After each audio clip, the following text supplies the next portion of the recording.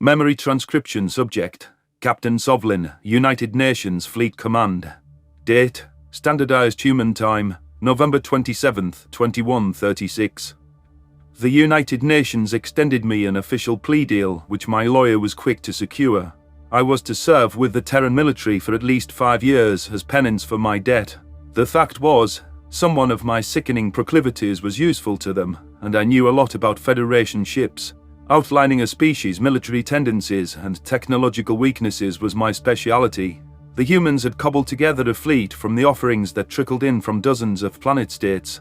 The Harchen and Tillfish surrendered their assets and sent aid shipments as a peace offering. The Predators were still deliberating what to do with them. However, neutral parties contributed the bulk of the vessels, along with a few old allies. The Terrans rushed the integration of millions of Federation servicemen into their ranks after a mere week of anti-instinct training. Most aliens aboard this vessel were still acclimatizing to Predators. Ambitious as ever, the Terrans launched defensive and offensive operations simultaneously. But in fairness to their overzealous military, it was a mercy they diverted resources to bail out the Mazics. The Kultian-led force marching on their homeworld, Kowa, was enough to steamroll any fortifications. My role was as the resident expert on Federation tactics. I knew the terrain and local sensitivities better than my primate allies. Captain Monaghan scanned the bridge with her observant gaze. All hands are on deck. FTL disruptors are still in full force, so we're going in the old-fashioned way. ETA to Kowa, less than 30 minutes. Settle in at the census station, Sovlin. I'd worked with just about every race over the years. Now, we were setting sail to fight people I once thought friends. It didn't put a good feeling in my stomach, but the masterminds needed to answer for their crimes. The Kultians and the Farsul were the ones who set the Predator hatred in motion. They bore responsibility for what had transpired on Earth. I don't belong with humans, ma'am, came my subdued reply. Your crew deserves better. I'm surprised you requested me back. Frankly, you're an idiot in many ways, but you know a thing or two about alien tactics. Having someone who can identify anomalies and ship types in real time is useful. Glad I can do something right. Cut the crap. Romero and Harris were brought aboard for your welfare. They're waiting for you. Yes, with other people. Don't be shy. Get your ass to your post. It took a colossal effort to walk across the aisle and settle in at the weapons post. Samantha was sipping at a steaming drink and bore the vacant look of someone whose mind was elsewhere. Carlos was focused on the battle readout, barely acknowledging my stare. I wondered how the humans came to terms with their monstrous side when I just couldn't get past mine. Sapiens aren't supposed to be like us. Who the fuck am I now? My gaze drifted to the unfamiliar human who was leading the weapons station. This male was one of the tallest humans I'd seen, with a few inches on even Carlos. The Predator sported lean muscles across his upper body and had coarse hair the color of sand. Ayortul was seated alongside the Terran, reviewing the button functionality. Hello, I offered. Binocular eyes darted over to me, a rich blue. I was told we had a Gajid here. I served on the Cradle, actually, with one of the few Venlil that joined us. I would have never guessed you guys were omnivores too. The Terrans were the only species that didn't think we were freaks after the broadcast. They welcomed the news of past omnivores, rejoicing that they weren't alone in their preferences. But while I'd come around to humanity's cause, the last thing I wanted was to be a predator. It was a lonely status, full of grisly practices and animalism. How could I be in the same class as an Arxer? Carlos coughed. Don't bring that up. They were raised from birth to hate meat-eaters, told there was nothing worse. Our buddy here has had a rough time of it. Right. My bad. The stranger agreed. Anyhow, I'm Tyler Cardona, and this is my partner from the Ortal Exchange program, Onzo. The last month has been pretty shit, but I was stoked to get accepted to that initiative. Onzo flicked his reddish ears. Tyler wouldn't even eat meat around me when we first met. It was like he was scared to talk about Earth. You didn't see how the Venlil I was with reacted. Slanik, that was his name. He puked his guts out and had a breakdown from a few beef crumbles in my MRE. My spines bristled in alarm as the name Slanik reached my ears. It was as though someone dumped a bucket of ice-cold water on my head. If this Tyler knew the Venlil, he likely knew Marcel by extension. The red-haired human had mentioned he'd served on the cradle and spoke about the tragedies that unfolded. Protect her. It was just my luck to get stuck serving under one of his buddies. I was fortunate Tyler didn't realize who I was. For this particular human, my crimes were a personal attack on someone he cared about. I shot Sam and Carlos a pleading look, imploring them not to pipe up. Perhaps it was necessary to ask Captain Monaghan for a transfer, although her reaction would be one of displeasure. Put simply, my identity could interfere with station performance if it came to light. By the way, isn't this a sick ride? I couldn't pass up a chance to serve on one of the few human craft left in service. The sand-haired Terran continued, giving the desk an enthusiastic slap. Captain requested me because I'm an expert on the fear suppression program. You hear that, Onzo? Expert. Quit the yapping. Will you let the newcomers get a word in? What's your name, Khajiit? Onzo asked. I narrowed my eyes. Don't have one. Tyler snorted. Ha! Of course you do. Don't make me pry it out of your buddies. What's your problem? My problem is you talk too much, and we're about to go into battle. Even Onzo notices you can't keep a lid on it, so kindly shut the fuck up. The smile vanished from the censored officer's face, and he shot his Yortul pal an incredulous look. His features took on a scowl as he turned back to me. I squirmed under his paralyzing glare, knowing my words were too harsh. It wasn't my intent to offend the big guy, but opening up to him wasn't an option. It wasn't wise to advertise my identity to humans in general, let alone a packmate of Marcel. A dangerous growl rumbled in his throat. I am an officer of this ship. You don't get to speak to me like that. Hey, Tyler, I know he's being an ass. He takes a while to open up to humans. Carlos jumped in. Please, cut him a break this once. Just let him settle in first, and warm up to you in his own time. Whatever. But it better not happen again. You want all work, no play. Start analyzing the subspace data and plotting intercept vectors. Give me a list of potential targets as soon as enemies are in sight. I lowered my eyes. Yes, sir. Samantha sipped at her bean drink, momentary interest in her eyes. The female human and I had been getting along better since Selene's rescue.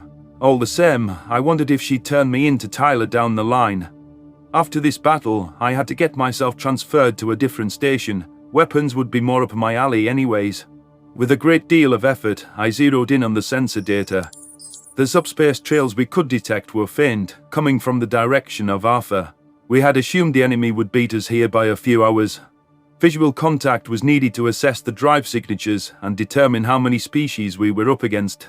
I worried just how far the Federation would go with their organization fracturing. The Mazics needed to hold out a little longer. I cleared my throat. No sign of friendly activity. The fact that there's no outbound trails suggests the skirmish is ongoing. Good news. Why is that? Tyler asked in a gruff voice. The Federation would send word home if they'd achieved victory. We need to get a comlink with the Mazics. Make sure their planetary defenses don't start picking us off. The census officer relayed the message to Captain Monaghan, who nodded in agreement. She issued orders to a Fisson at the comm station, which was where most prey had been relegated. The alien crew members were doing their job seamlessly so far, but humans were best suited for high-stress roles. Nobody else had the ability to block out fear like it wasn't even there. Onzo tampered with the viewport settings, straining on his digitigrade legs. The auto looked more comfortable with the technology than I expected. Perhaps Tyler had taught him the modern ways somehow. The blonde human hadn't shown any concern with leaving a primitive novice unattended. It was a wonder those two found any common ground for friendship. I pored over the subspace trails and fed the data to the computer for analysis. The AI took several seconds to extrapolate optimal paths once I input Kowa as the primary target. It was likely the Federation would take a conservative approach in case of a human ambush. Predators were predictable, but the same could be said of prey. The normal races. That meant we might be able to spot a lookout ship. If we can take them out before they relay useful data, that's ideal. The less information the enemy has, the better. I leaned over to Onzo. Search for recon ships on the viewport. We want to take out their eyes. Apologize to Tyler Thirst. Viotul backed. This is not the time for petty squabbles. We're soldiers, not daycare workers. Do you want to lose ships and lives because you're mad at me? I don't want to work with you. The feeling is mutual. Now isn't the time to disrupt the captain, but I'll request a transfer when this is over. We have to work together this once, because what you want and what you get are two different things. Start the fucking scan already, if you know how. The uplift bared his teeth, and I noticed the fur on his hackles rising. He saw I had no problem with my human guards, which suggested my issue with his friend was personal. Truth be told, every part of me wanted to give Tyler a rambling apology for all my transgressions. If he wanted a piece of me, I'd be happy to let him throw some well-placed haymakers. But at this moment, coming clean was the worst thing I could do. It would interfere with the mission. Tyler narrowed his eyes. Is there a problem? Again? The Gajid thinks he can order me around. He's insufferable. Onzo grumbled. Samantha exhaled a flustered breath.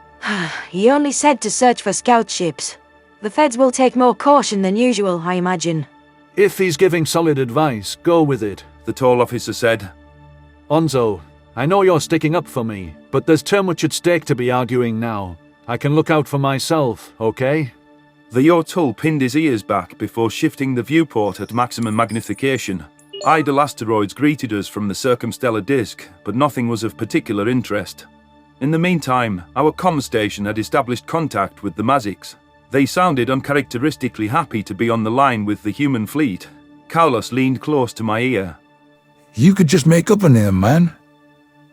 What about Vinny? I scrunched my nose with distaste, ignoring his suggestion. That would just leave Tyler infuriated that I'd deceived him when someone called me by my real name. Onzo released an excited yip beside us and brought a small shuttle into focus. Its emissions were too minuscule to appear on sensors without someone telling the computer where to look. Our ship's weapons revved to life, poised to decimate the first enemy contact. The humans had the forethought to charge the railgun in transit. There were no haphazard actions in this fleet. Captain Monaghan barely finished giving the kill order before a bolt of death streaked across the sky. The Predators were dialed in for this mission, mechanical in their calculation. There were no cheers in the bridge as the enemy scout erupted into fiery shrapnel. The Terrans were itching to fight, but the thrill of combat was lost with Earth. Perhaps the somberness was because they didn't want to fail to defend Kowa and relive what happened to their own home. Human empathy was often more of a nuisance to them than a boon. It's just a few minutes before the entire Federation fleet is in view. We're through the belt, and soon, it's showtime. Samantha sucked in a sharp breath. There. That faint emerald dot must be Kowa. My gaze shifted to the viewport. The sharp-eyed human must have distinguished the planet from the bountiful stars around us. White blips flashed near it, which were signs of the Maziks and the Federation exchanging fire. Donating several ship units to Earth's crusade had depleted local resources. It was likely the friendlies were stalling for time in the hopes of a Predator rescue. The fact that the Maziks withstood the volume of enemies we saw in transit was miraculous. The humans knew time was of the essence. Captain Monaghan ordered navigations to push the throttle past recommended output. Our fleet surged ahead, stone-colored armors rattling from the acceleration. I turned back to my data feed and watched as new information trickled in. The computer continued tagging friendlies, while racking up a separate tally of enemies. The number of hostiles stalled around 2,000, whereas the estimate I'd pulled from subspace readings was 5 times that number. The machine wasn't counting any more contacts though, so it must be mistaken. The Maziks weren't martial geniuses. They couldn't have taken down that many ships. Also, there wasn't enough debris detected for that many casualties. Where are the rest of the Federation ships? Onzo, don't tell me you applied sensor filters by mistake, I grumbled. The Yotul snarled with indignation. There are no filters on, dumbass. The ships are there. On your readout, accounted for. Tyler pursed his lips. What do you mean by the rest of them? The level of overlap in the subspace readings, I replied. It wouldn't be that messy unless there was a lot of activity. I'm talking several times the number you see under the hostile designation. Sir. The tall officer stroked his stubbly whiskers on his chin. He passed through the data himself and his expression grew deadly serious. Urgency flashed in his dark pupils before he signaled our captain.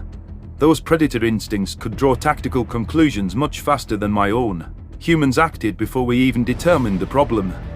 Actually, why didn't I have those instincts? Had those reflexes been written out of my genes by Kolshian experimenters or a flesh deficiency? My eyes narrowed before I turned my attention back to the bridge activity. It's a trap! Tyler's skin morphed into a flushed shade of red as blood pooled in his cheeks, veins bulged from his temples, and his canines were bared in visceral alarm. Captain, look for contacts on our 6. They're hiding out there somewhere. Monaghan redirected power to shields before relaying that conclusion to the fleet. The Terran ships undertook a gradual banking maneuver, ignoring bewildered chatter from the Mazics. The captain inspected the nearest astronomical bodies and cross-referenced them with her star chart. After a long pause, she pointed to a rocky planet. There was nothing I saw but a cratered surface. However, at this point, I trusted the Predator's refined instincts. Our commander likely singled it out because that's where she would have hidden the fleet with the roles reversed. Perhaps empathy wasn't a complete hindrance on the battlefield. Samantha squinted. The attack on Kowa was just that. It's not worth it to subdue a single breakaway species. They want to keep our military crippled and take out the Federation traitors at the same time. As if expressing agreement with her words, an array of ships zipped out from behind the gravimetric body. The Federation must have realized the element of surprise was lost, so that forced a head-on confrontation with the human fleet. Had they really saved an abundance of fresh reinforcements for us? The Predators brought their fleet into a defensive formation as the first munitions were lobbed in our direction. The Kolshians must believe numbers tipped the scales in their favor. The Terrans hadn't held out the last time there was a disproportionate balance. This was a test of whether our rebuilt military could hold a candle to an ancient power.